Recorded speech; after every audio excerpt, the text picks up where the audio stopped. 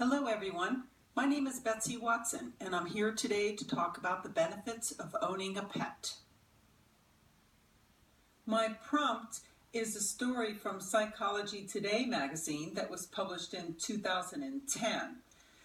The article headlined "Many Benefits of Owning a Pet." Of particular interest is the claim that there is a 40% reduced mortality from heart attack among cat owners. This has been widely quoted in the media after an announcement at the American Stroke Association's International Conference in February of 2008. The results were published in the Journal of Vascular and Interventional Neurology by Dr. Qureshi, professor of neurology at the University of Minnesota, and his team. They used data from the National Health and Nutrition Examination Study and the second wave follow-up. The NHANES 2 is a longitudinal study that was initiated by the National Center for Health Statistics and the National Institute on Aging to investigate correlations between clinical, nutritional, and behavioral factors and subsequent morbidity, mortality, and hospital utilization. The original cohort included a nationally representative sample of over 14,000 people between the ages of 25 and 74 years. They completed a medical examination between 1971 and 1975. Dr. Qureshi's study compared data from 4,435 respondents who reported at baseline having any type of allergy. 55% of this allergy cohort reported past or present cat ownership. 13 years later, the cat owners had 40% reduced relative risk of death due to myocardial infarction. Potential confounding variables at baseline were age, sex, race, ethnicity, systolic blood pressure, serum cholesterol levels, body mass index, diabetes, and cigarette smoking, which the research team adjusted for. Another possible confound is the baseline personality of cat owners. The mechanism is unknown.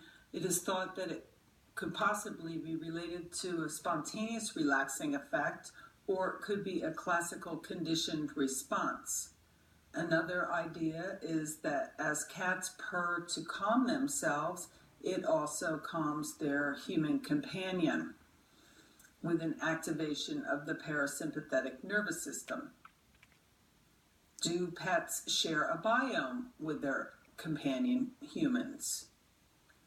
This is a possibility. And then there's the question, why is the effect not seen in dogs?